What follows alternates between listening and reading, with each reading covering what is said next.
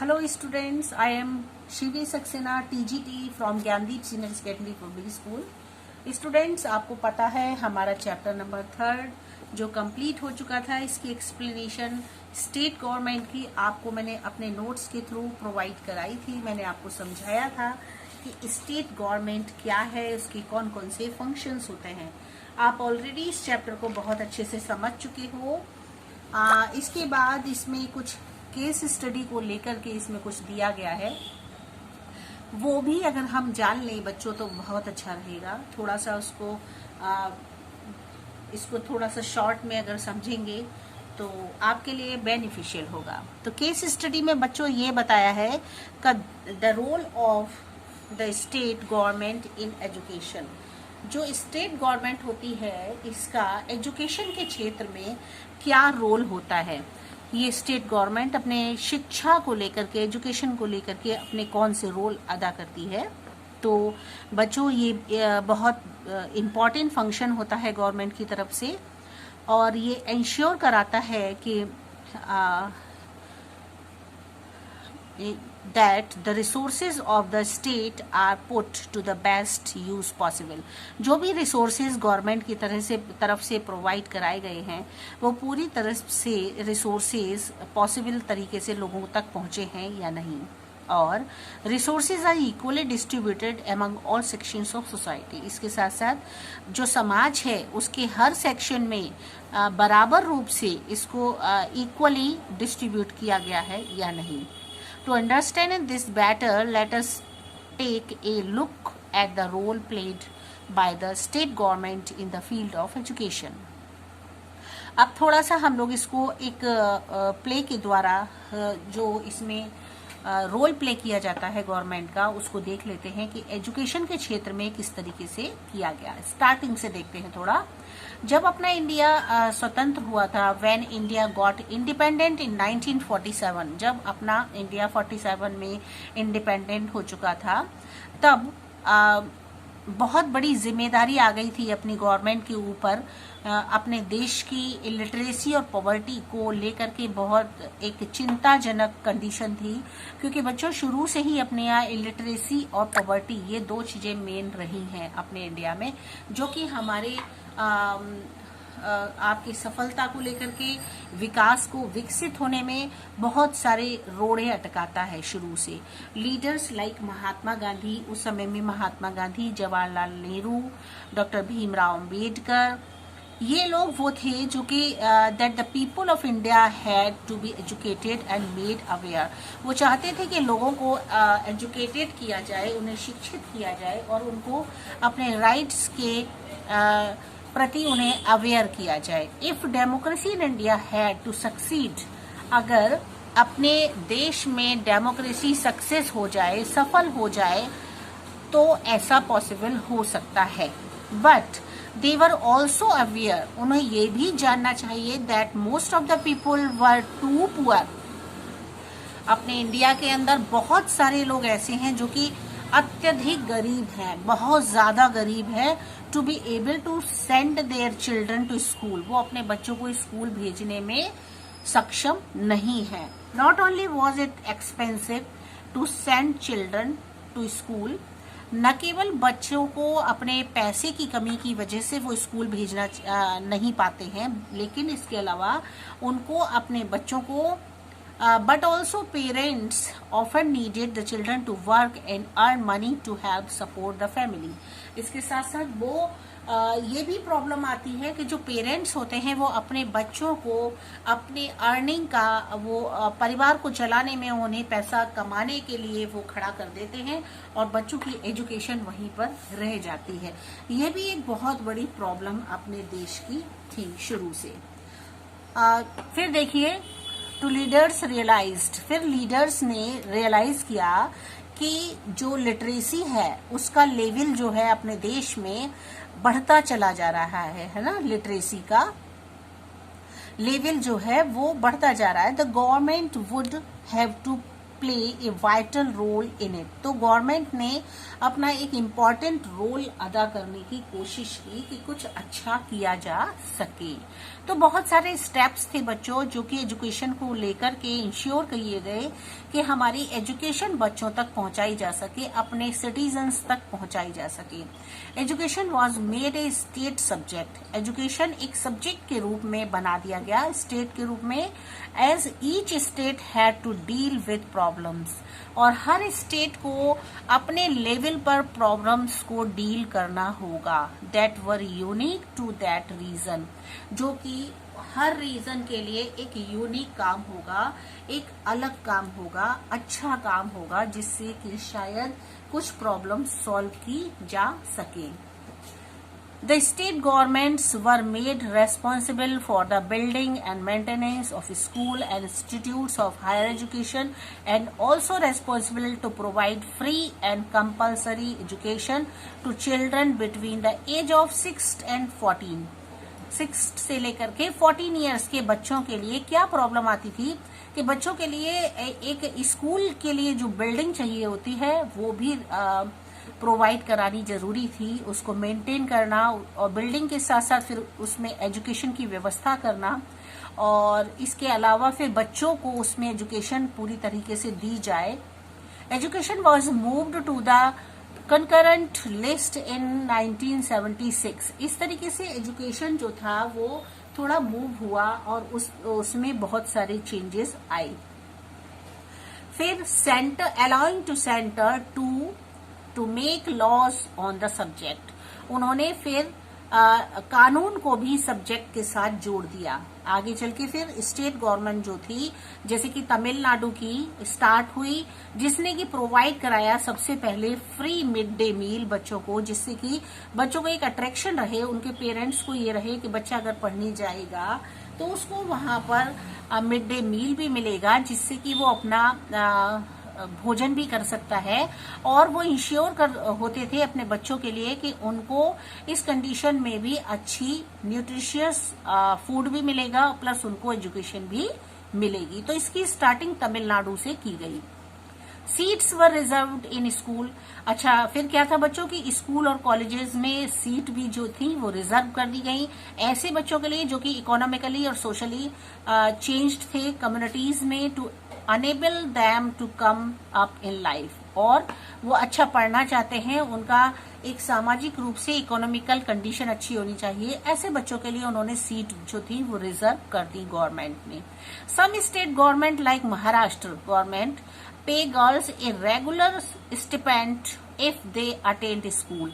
और उन्होंने जो महाराष्ट्र गवर्नमेंट थी उन्होंने तो गर्ल्स के लिए एक और व्यवस्था कर दी कि अगर कंटिन्यूअस गर्ल्स स्कूल आएंगी पढ़ेंगी तो उनके लिए और ज्यादा बेनिफिट कुछ देने के लिए उन्होंने सोचा। फिर इससे रिजल्ट क्या निकल के आया बच्चों की, स्टेट गवर्नमेंट थी जो लिटरेसी लेवल इन इंडिया जो था वो थोड़ा लिटरेसी जो थी वो बढ़ने लगी और इलिटरेसी जो थी वो डाउन होने लगी। और इस तरीके से जो लिटरेसी रेट था वो ग्रीव होने लगा। 18.33% इन 1951 में था, जो कि 64.84% 2001 में हो गया। उसके बाद 2010 में सेंट्रल गवर्नमेंट ने पास किया एक राइट टू एजुकेशन एक्ट करके, उन्होंने एक बिल पास किया, एक कानून बनाया जो ये बताता था कि which makes free and compulsory education, जिसमें कि ये बताया गया था कि पूरी तरह से फ्री एजुकेशन मिलेगी मगर वो कंपल्सरी होगी, हर किसी को लेना है। फंडामेंटल राइट था हर सिटीजन का of children age between 6 and 14। 6 year से लेकर के 14 ईयर्स तक के बच्चों के लिए ये एक उनका फंडामेंटल राइट बना दिया गया। Now think that would have happened if the government had not got involved in education। So जरा सोचो स्टूडेंट्स, जरा सोचिए कि अगर ऐसा न होता, गवर्नमेंट इस तरीके की कोई भी चीज को में इन्वॉल्वमेंट नहीं डालती, कोई भी कदम नहीं उठाती, तब क्या होता। And education had been left in private hands. फिर क्या होता, जो एजुकेशन है वो टोटली पूरी तरीके से प्राइवेट हैंड्स में चली जाती और लोग लंप सम पैसे एजुकेशन को लेकर के मांगने लगते, और जो बिल्कुल लोअर लेवल के लोग हैं जो कि पूरी तरीके से पॉवर्टी में जी रहे हैं, ऐसे लोग तो एजुकेशन को बिल्कुल भी नहीं ले सकते थे। इसी तरीके से इसमें बताया गया है बहुत कुछ जो आप समझ चुके होंगे, जान चुके होंगे कि क्या है इसमें। ठीक है, तो बस आपके लिए ये चैप्टर इतना काफी है। आपको मैंने समझा दिया है इस चैप्टर में। स्टेट गवर्नमेंट में आपने सारे पॉइंट्स इसमें समझ लिए थे, लेजिस्लेचर और आपका एग्जीक्यूटिव और फिर जुडिशरी, ये सारी पॉइंट्स आप समझ चुके हैं। After that students, our next chapter is media and democracy. Okay, media and democracy is most important. Media and democracy is very important for you and this is also in your syllabus. तो चलिए बच्चों, अब हमारा chapter number 4 इसके बाद start होता है, जो media and democracy. It is also in our syllabus. Okay, because our syllabus is changed, so this chapter is also in add our syllabus, civics chapter number 4, media and democracy. Okay students, बहुत ही interesting और बहुत knowledgeable, ज़रूरी, जिसे आपको पढ़ना बहुत आवश्यक है, न केवल आपके सिलेबस को लेकर के बल्कि आपके इन फ्यूचर के लिए भी बहुत अच्छा है, क्योंकि आपको पता होना चाहिए मीडिया और डेमोक्रेसी का क्या रिलेशन है, किस तरीके से ये दोनों आपस में काम करते हैं. Media and democracy both are correlated. Okay, दोनों ही एक दूसरे से रिलेटेड हैं. अगर मीडिया है तो डेमोक्रेसी है, डेमोक्रेसी है तो मीडिया है. ओके, चलिए हम लोग देखते हैं इस चैप्टर में क्या समझाया जा रहा है. सबसे पहले इसको हम कम्युनिकेशन समझते हैं बच्चों. कम्युनिकेट करने का मतलब क्या होता है? कम्युनिकेट करने का मतलब हम अपने आइडियाज और इंफॉर्मेशन एक दूसरे के साथ कम्युनिकेट करते हैं और ट्राई करते हैं और ऐसा सोचते हैं of 5 ways in which you communicate with other people and other communicate with you.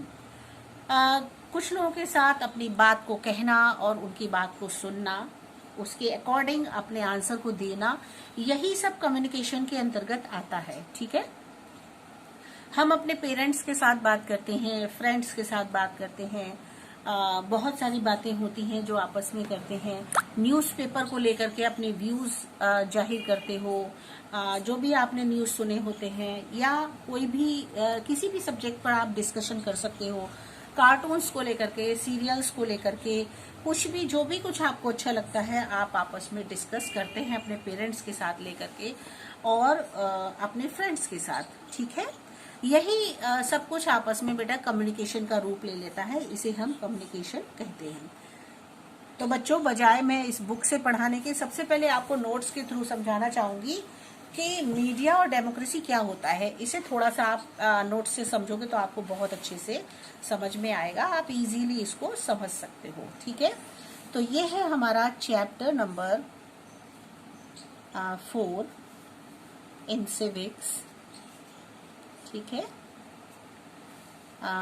Media and democracy, this is our chapter. Okay, ये हमारा चैप्टर है जिसका मीडिया एंड डेमोक्रेसी टाइटल है. पहले मैं इसको लिख लेती हूँ जिससे अच्छे से समझ में आ सके. क्लियर है? चलिए इसको भी थोड़ा सा डार्क करते हैं. Media and democracy. ओके, ये हमारा चैप्टर का टाइटल है, हेडिंग है. ओके, तो देखो बच्चों, डेमोक्रेसी ये है.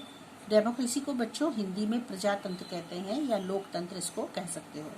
अब डेमोक्रेसी जो होता है ये गवर्नमेंट का वर्क होता है, मतलब जो हमारी सरकार है, हमारी गवर्नमेंट है, क्या वर्क करती है वो हमारे डेमोक्रेसी के अंतर्गत आता है. जो भी गवर्नमेंट काम करती है उसको मीडिया क्या करती है, डेमोक्रेसी के अंदर हम एक डेमोक्रेटिक कंट्री में रहते हैं, ठीक है, इंडिया डेमोक्रेटिक कंट्री है, और हमारी गवर्नमेंट जो भी कुछ वर्क करती है, जो भी कुछ काम करती है, जो भी कुछ हमारे लिए रूल्स रेगुलेशंस बनाती है, या जो भी हमारे लिए फंडामेंटल राइट्स होते हैं, वो सारी चीजें हम तक आती हैं या उसकी नॉलेज हमें मिलती है तो किसके द्वारा मिलती है, वो हमें मिलती है मीडिया के थ्रू।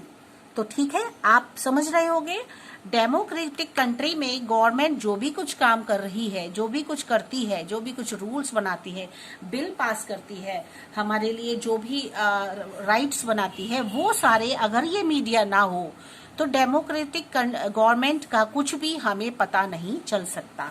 तो इस तरीके से ये एंगल बन जाता है हमारा, और यहाँ पर हैं हम सिटीजन्स, ठीक है। तो हमारे तक जो भी बातें होती हैं गवर्नमेंट की, वो मीडिया के थ्रू ही पीपल, लोगों तक पहुंचती हैं। क्लियर है, इतना आप समझ चुके होंगे कि क्या रिलेशन है दोनों का और कितनी इम्पोर्टेंस रखते हैं डेमोक्रेसी और हमारा मीडिया। डेमोक्रेटिक कंट्री में जो भी कुछ काम होता है, जो भी कुछ गवर्नमेंट फंक्शन करती है, वो सारे मीडिया के थ्रू पीपल के पास आते हैं। इस तरीके से इतना आपको क्लियर हो चुका है। अब देखिए, it is not have a huge power. क्या ये बहुत बड़ी पावर है? अब क्वेश्चन आता है, क्या मीडिया बहुत बड़ी पावर है? तो ये क्वेश्चन आपको लगातार जब तक मैं आपको समझाऊंगी आपके सामने आता रहेगा कि मीडिया बहुत बड़ी ताकत है, बहुत बड़ी पावर है, ठीक है। It is important that the media provides a balanced information, और ये बहुत जरूरी होता है, इम्पॉर्टेंट होता है कि मीडिया जो भी हमें प्रोवाइड कराए वो एक बैलेंस्ड इंफॉर्मेशन होनी चाहिए। लेकिन ऐसा नहीं हो पाता, ऐसा होना चाहिए, लेकिन बहुत जरूरी है कि मीडिया जो भी कुछ, अगर आपका गवर्नमेंट क्या कर रही है, अच्छा काम कर रही है या नहीं सही कर रही है, लोगों के सिटीजन्स के फेवर में कर रही है या उनके फेवर का नहीं कर रही है, वो हमें कैसे पता चलता है, जब तक कि मीडिया वो हमें ला करके नहीं देगा। इसलिए ये जरूरी है कि मीडिया जो प्रोवाइड कराए वो बैलेंस्ड इंफॉर्मेशन के रूप में होना चाहिए, मतलब उसकी इंफॉर्मेशन सही होनी चाहिए, लेकिन नहीं हो पाता ऐसा। Citizens can keep a check on the basis of this. Citizens क्या हैं? हम हैं। हम सब लोगों को जो भी कुछ नॉलेज मिलती है, जो भी कुछ जानकारी मिलती है, वो हमें न्यूज के थ्रू मिलती है। हम समाचार देखते हैं, न्यूज देखते हैं, न्यूज़पेपर पढ़ते हैं, उसके थ्रू सिटीजन्स को बहुत सारी नॉलेज प्रोवाइड होती है। वो सारी नॉलेज मीडिया के थ्रू हम तक आती है। अब देखिए, सबसे पहला पॉइंट है किस तरीके से पब्लिक प्रोटेस्ट, पब्लिक के लिए कितना कुछ जो मीडिया है वो प्रोवाइड कराती है, उसको जानकारी देती है। सिग्नेचर कैंपेन्स, आपने कैंपेन्स का चैप्टर इससे पहले पढ़ा था। तो जितने भी हमारे लीडर हैं, नेता हैं, वो किस तरीके से सिग्नेचर करके हमारे लिए लॉ, कानून बनाते हैं। अब देखिए बच्चों, फिर क्वेश्चन आता है, what is a balanced media information, है ना। What is a balanced media? एक बैलेंस्ड मीडिया का क्या मतलब है बच्चों? देखो, सिंपल सी बात है कि कभी कभी क्या होता है, जो मीडिया वाले होते हैं बड़े मतलब दूसरों पर उनका वो हो जाता है कि वो जो सही बात है उसको वो नहीं रख सकते, नहीं रख पाते हैं सामने, क्योंकि जो लीडर्स होते हैं वो उनको मना करते हैं सही बात को लाने के लिए। वो उनको फोर्स करते हैं कि बात को पब्लिक तक ना पहुंचाया जाए। इस वजह से कभी कभी मीडिया जो है हमें सही इंफॉर्मेशन प्रोवाइड नहीं कर पाती है, उससे बैलेंस बिगड़ता है। बहुत सारे ऐसे पॉइंट्स होते हैं जो कि जो राजनीतिक लीडर्स होते हैं, जो वो चाहते हैं कि उनकी बात को सामने ना रखा जाए, उससे उनकी क्षति जो है, उनकी जो ख्याति है वो कम होने लगेगी, उनकी जो रेपुटेशन है वो डाउन होती है। तो ऐसे में चाहे लीडर हो या फिर मान लीजिए कोई बहुत बड़ा हीरो है या हीरोइन है, उनके बारे में भी अगर कुछ गलत है तो उसको भी वो अपने सोर्सेस के थ्रू वो मीडिया को ये कहते हैं कि इसको ना आम पब्लिक तक पहुंचाया जाए। तो जब ऐसा होता है तो ऐसी कंडीशन में मीडिया जो होता है पूरी तरह से हमें जो इन्फॉर्मेशन होती है वो हमें प्रोवाइड नहीं करा पाता, बैलेंस्ड इन्फॉर्मेशन हमें नहीं दे पाता है। ऐसे में मीडिया का बैलेंस बिगड़ने लगता है। ठीक है, ये आपने देख लिया, समझ लिया है ना।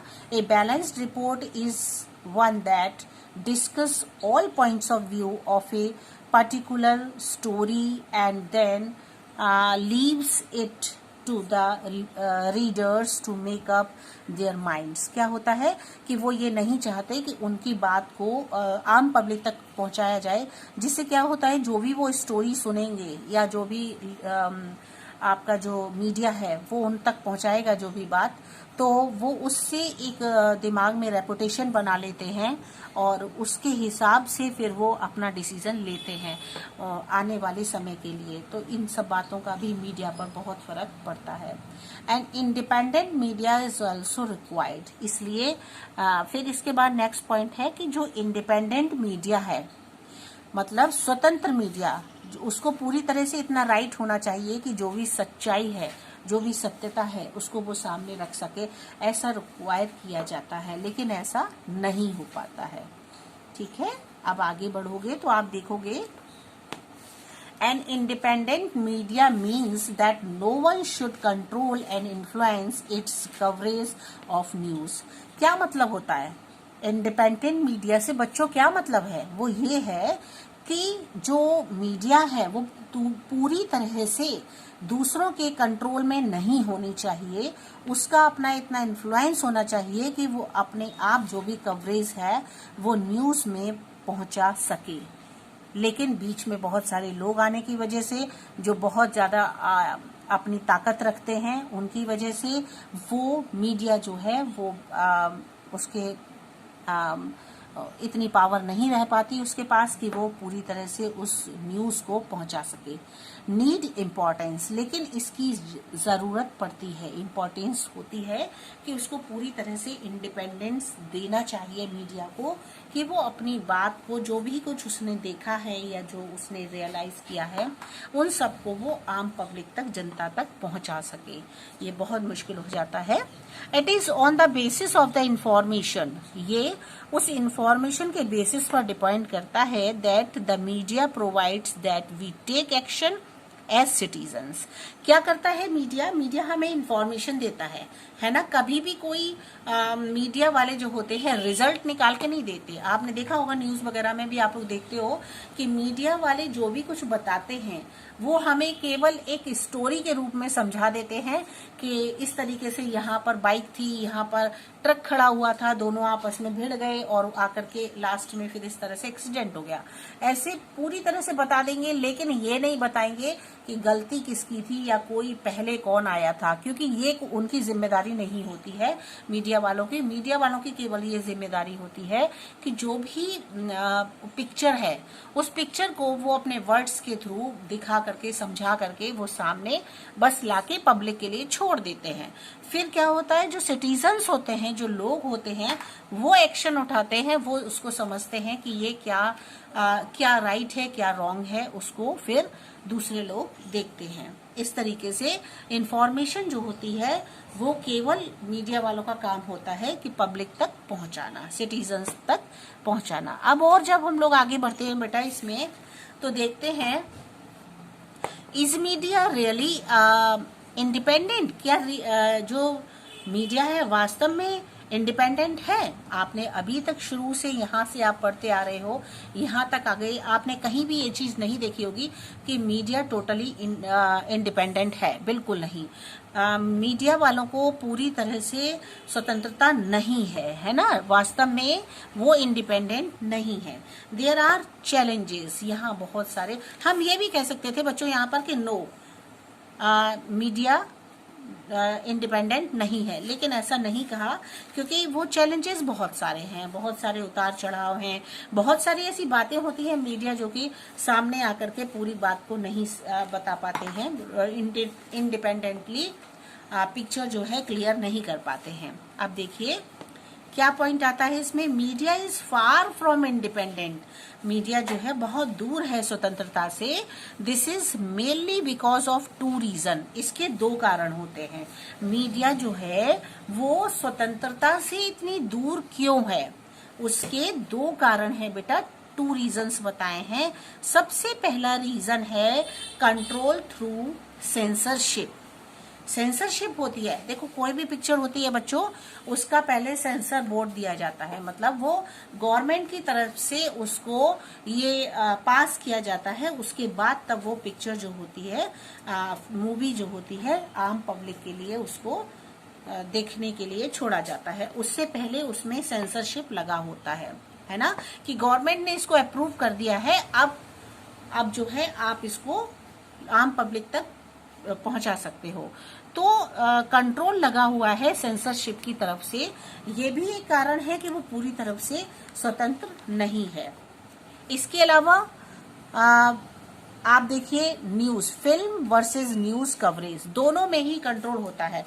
फिल्म में मान लीजिए अगर कोई फिल्म ऐसी है जो आप अपने परिवार के साथ नहीं देख सकते हो, जबकि पिक्चर होना चाहिए तो ऐसी हो जो सब अपने परिवार के मेंबर्स एक साथ बैठ के देख सके, लेकिन जब नहीं होता है तो गवर्नमेंट उस पर रोक लगाती है और उसमें जो पिक्चर के जो